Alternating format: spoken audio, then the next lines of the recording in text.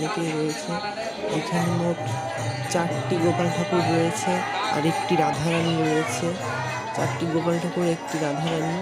আর এখানে দেখুন ঘরগুলো কি সুন্দর, আর এই গোপাল ঠাকুরটা এত সুন্দর, কি সুন্দর বড় এই গোপাল ঠাকুরটি।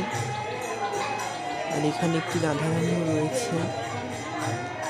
আর এখানে দেখুন ঠাকুরদেরকে ভোগও লাগিয়েছে। আর এখানে ঘরগুলোও কি সুন্দরভাবে সাজানো রয়েছে।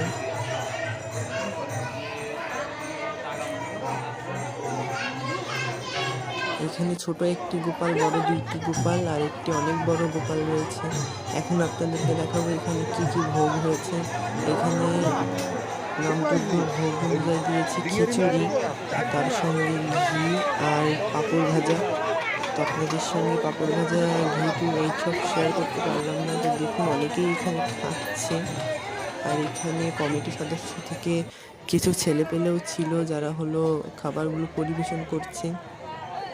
এখন আমরা এসে গিয়েছি মেলায়, যেইখানটাতে যেই মেলাটি হয়েছে। তো এখানে পাঁপড় ভাজা, বাদাম ভাজা, আরও অনেক ঝালমুড়ি মাখা, কেক, অনেক কিছুই উঠেছিল।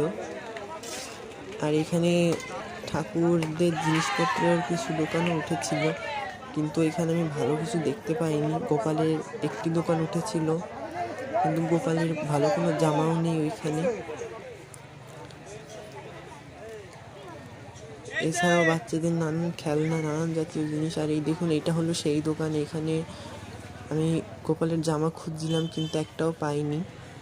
এখানে আরও একটি দোকান আছে, ওই দোকানে গোপালের জামা পেয়েছিলাম, কিন্তু দাম চাচ্ছিল অনেকই। এর থেকে আমার বাজার থেকে কেনা ভালো। মেলাতে এমনই হয়, দাম বেশি চাই। আর এখানে দেখুন এই জামাগুলোর দাম অনেকই চাচ্ছিল। যেখানে আমি এই জামাগুলো 60 টাকা দেখিনি, এখানে উনি 100 টাকা যাচ্ছিল। এখানে আরও অনেক কিছুই ছিল, আমি কিছু কিনিনি, কারণ বাজার থেকে কেনাই ভালো। এখানে সব কিছুতে দাম বেশি নেয়। এছাড়াও এখানে নাগরদোলনা, আরও নানা ধরনের বাচ্চাদের খেলার জিনিসপত্র উঠেছিল। এখানে দেখুন বাচ্চাগুলো কেমন লাফাচ্ছে। এছাড়া উঠেছিল বেলুন ফাটানোর যেই ইগুলো থাকে, ট্রাম, ওইগুলো। এছাড়া ওই যে চরকি মতো এই নাগরদোলনাটাও উঠেছিল।